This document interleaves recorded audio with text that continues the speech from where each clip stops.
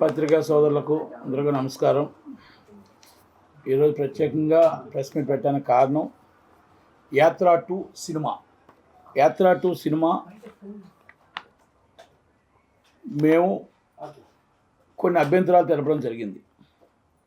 సంసార్ వారికి ఏ అభ్యంతరాలు తెలపడం జరిగిందంటే, మేము అభ్యంతరాలు తెలుపుతూ 22వ తారీఖు నాడు ఒక లెటర్ రాశాం.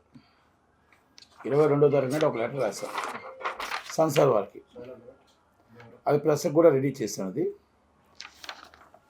అయితే ఆ లెటర్ని 22వ తారీఖు చేసి 23 సంసార్ చేశారు. 23 సంసార్ జరిగింది. అంటే లెటర్ని పరిగణలో తీసుకోకుండా సంసార్ చేశారు.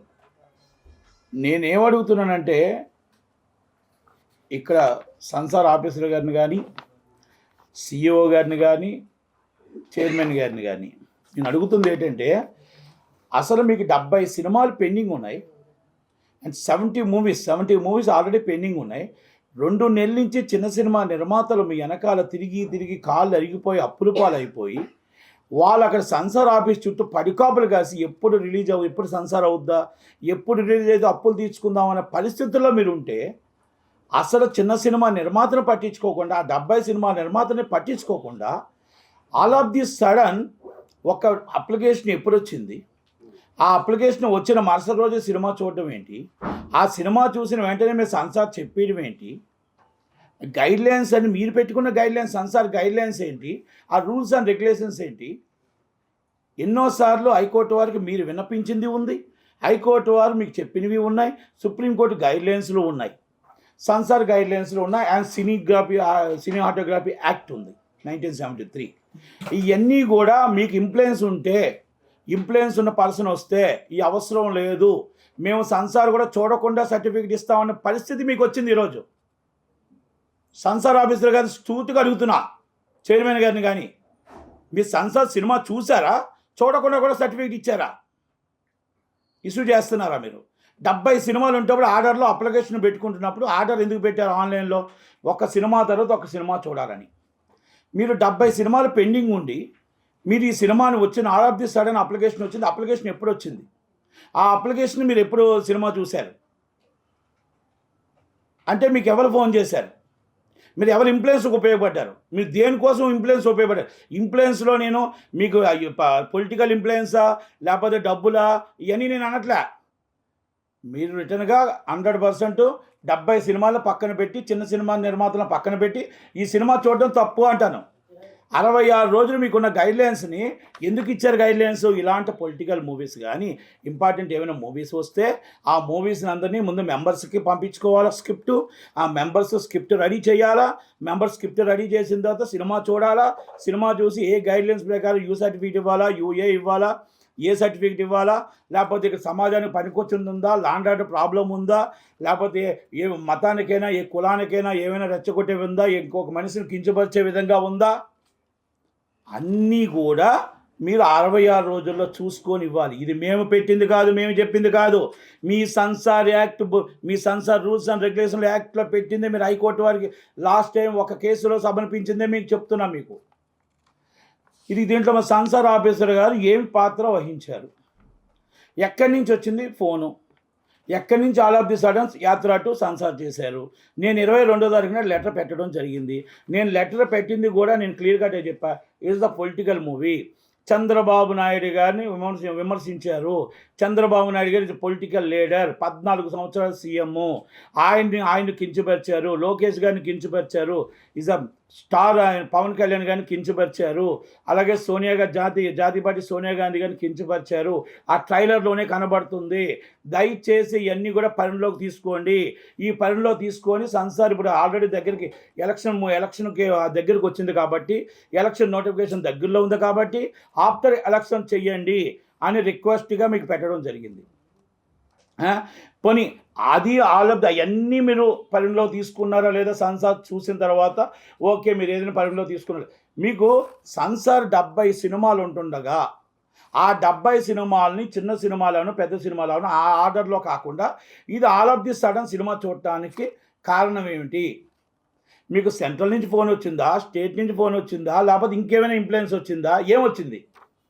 నేను సెన్సార్ ఆఫీసర్ గారిని చాలా సూటుగా అడుగుతున్నా, అసలు సెన్సార్ చూసి ఇచ్చారా, చూడకుండా కూడా ఇస్తున్నారా సర్టిఫికెట్?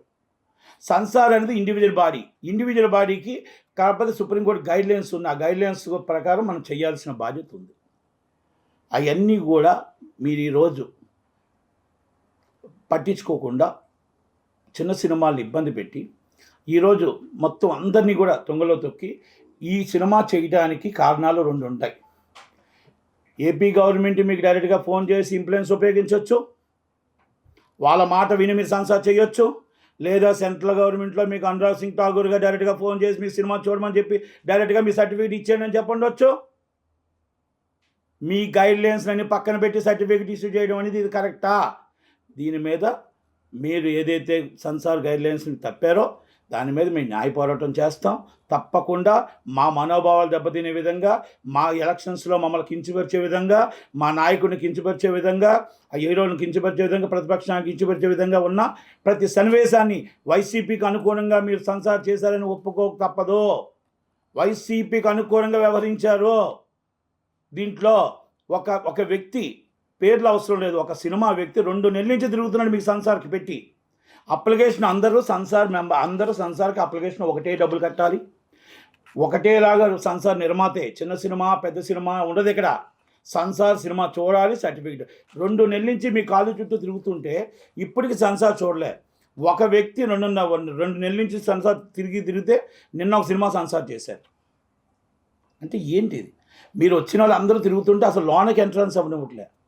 మీకు ఇష్టమైతే సెన్సార్కి ఎవరైనా వాళ్ళు ఫోన్ చేస్తే వాళ్ళు ఇన్ఫ్లుయెన్స్ ఉపయోగించుకొని మీరు సెన్సార్ చేస్తున్నారు. అంటే ఆర్డర్లో లేదు. సెన్సార్ అప్లికేషన్ ఎప్పుడు వచ్చినా ఈరోజు వచ్చిన అప్లికేషన్ని ఈరోజే సినిమా చూసే రైట్ మీకు ఎవరు ఇచ్చారు? బిఫోర్ అప్లికేషన్స్ ఏమవుతున్నాయి అంటే ఇక్కడ ఆల్రెడీ మీకు కర్ణాటకలో సీఈఓ మీద ఆరోపణలు వచ్చాయి, బొంబాయి సీఈఓ మీద ఆరోపణలు వచ్చాయి, ఆల్రెడీ అరెస్ట్ అవ్వడం జరిగింది, ఏసీబీ దాడులు జరగడం జరిగింది. ఇక్కడ ఏ ఇన్ఫ్లుయెన్స్తో మీరు చేస్తున్నారు? ఇమ్మీడియట్లీ ఆపరేషన్ సస్పెండ్ చేయాలి, ఎంక్వైరీ కంటెస్ట్ చేయాలి. ఏ రైట్లో సినిమాలు చేశారు, ఏ రైట్లో పాత సినిమా మొత్తం టోటల్గా బిఫోర్ అప్లికేషన్స్ ఆపేసి యాత్ర 2 సినిమా సెన్సార్ చేయడానికి కారణాలు ఏంటి?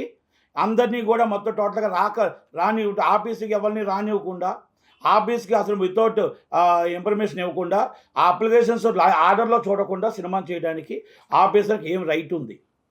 కనుక ఆమె మీద ఇమ్మీడియట్లీ ఎంక్వైరీ కంటెస్ట్ చేసి ఆమెను ఇమ్మీడియట్లీ సస్పెండ్ చేసి ఈ సర్టిఫికేట్ని immediately central board censor chairperson ఆపాలి, చైర్మన్ గారు సెన్సార్ ఆపాలి, ఎట్టి పరిస్థితిలో సెన్సార్ ఆపాలి. మేము ఎందుకంటే సెన్సార్ ఆపమని కూడా మళ్ళీ 23 దగ్గరకు లెటర్ రాసాం. ఈ సెన్సార్ అయిపోయింది, ఈ సెన్సార్ సర్టిఫికేట్ని ఆపండి. ఎందుకంటే ఆల్రెడీ ఇష్యూస్ జరిగాయి, ఆల్రెడీ మా మీద మనోభావాలు దెబ్బతిన్నట్టు ఆ ట్రైలర్లో ఉంది. కనుక సెన్సార్ చూడకుండా, సినిమా చూడకుండా కరెక్ట్గా సెన్సార్ చేశారు. ఇది మేము కరెక్ట్గా చెప్తున్నాం. ఎలక్షన్స్కి ఒక పార్టీకి ప్రయోజనం కలిగే విధంగా సపోర్ట్ చేస్తున్నారు. రాజకీయ పార్టీలు అన్నాక ఆ రాజకీయ పార్టీలకి ఒక్కొక్కటి ఒక విధానం ఉంటుంది. ఆ విధానంలో ప్రతిపక్ష పార్టీ ఒక విధంగా చెప్పుకుంటుంది, అధికార పక్షం ఒక విధానంగా చెప్పుకుంటుంది. చెప్పుకోవడంలో, సినిమాలు తీయడంలో మేము తప్పని చెప్పట్లా. సినిమా తీయండి, మీరు ఏమైనా చేయండి. సోషల్ మీడియాలో మీరు ఒక వ్యక్తిని మన సీఎం గారిని తిట్టారని, లేకపోతే సీఎం గారిని అనరాని మాట అన్నారని మరి కేసులు పెడుతున్న సిఐడి వాళ్ళ మాటలేంటి, పోలీసు వాళ్ళ మాటలేంటి? ఎందుకు పెడుతున్నారు?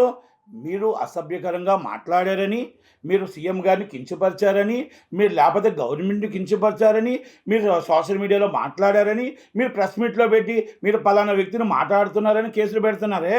మీరు ఒక సినిమా అంటూ సినిమా 2 గంటల సినిమా తీసి అడ్డమాన తిట్లో అసభ్యకరంగా మా నాయకులు తిడుతూ ఉంటే మరి ఏమనాలి? దానికి సెన్సార్ సర్టిఫికేట్ ఇస్తూ ఉంటే, సెన్సార్ సర్టిఫికేట్ అంటే ఇండివిజువల్ బాడీ, ఆ సెన్సార్ సర్టిఫికేట్ ఇవ్వడం అనేది ఎంత దాకా కరెక్ట్? అంటే తిట్టమని మీరు ప్రోత్సహిస్తున్నారా? అంటే ఇలాంటి మనుషులు పెట్టి తిట్టమని ప్రోత్సహిస్తూ ప్రతిపక్షాన్ని అనగదొక్కడానికి మీరు సపోర్ట్ చేస్తున్నారా వైసీపీకి అని అడుగుతున్నా.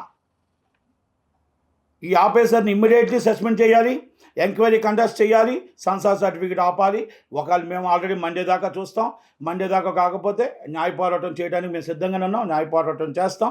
ఎందుకంటే ప్రతిపక్షాన్ని అనగదొక్కే ఏ పనైనా సరే న్యాయాన్ని ఆశ్రయిస్తాం. చట్టం ఏం చెప్తే, చట్టం న్యాయం ఏం చెప్తే అది వింటానికి మేము సిద్ధంగానే ఉన్నాం. కాకపోతే ఏంటంటే యాత్ర 2లో మేము క్లియర్ కట్గా చెప్పాం, మీరు వితౌట్ ఇంటిమేషన్ డేట్ 8వ తారీఖు ఎలాగేశారు, వితౌట్ పర్మిషన్ మీరు ఎలాగిచ్చారు? పర్మిషన్ ఎలాగిచ్చారు 8వ తారీఖున సోషల్ మీడియాలో చక్కర్లు కొడుతుంది. ఇవన్నీ కూడా సంసార ఆఫీసర్ ప్రోద్బలంతోనే, సంసార ఆఫీసర్ ఆదేశాలతోనే, ఆమె ఇంప్లుయెన్స్తోనే జరిగింది. ఇది వాస్తవం. ఇవన్నీ కూడా నేను ఒక్కటే చెప్తున్నా. నేను మాట్లాడిన తప్పు అయితే నా మీద పర్మిషన్ వేసుకోమనండి. నేను రెడీగా ఉన్నాను మొత్తం విత్ ప్రూఫ్స్తో సైతం.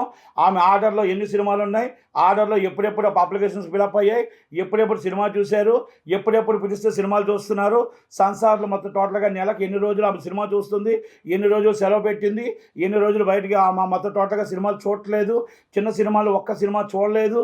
ఇది ఆల్రెడీ ఛాంబర్కి సో మెనీ కంప్లైంట్స్ వస్తున్నాయి, కౌన్సిల్కి వస్తున్నాయి. ఆల్రెడీ నేను జాయింట్ సెక్రటరీ కౌన్సిల్, ఇలాంటి కంప్లైంట్లు ఎన్నో ఉన్నాయి. కనుక ఆమె ఆ యాక్షన్ అనేది మొత్తం టోటల్గా ఆమె మీద యాక్షన్ తీసుకోవాల్సిన బాధ్యత చైర్మన్ మీద ఉంది. చైర్మన్ గారికి పంపించాం. చైర్మన్ గారు ఏం చేస్తారో చూస్తాం. మండే దాకా చూసి మండే దాని మేము హైకోర్టును ఆశ్రయిస్తాం.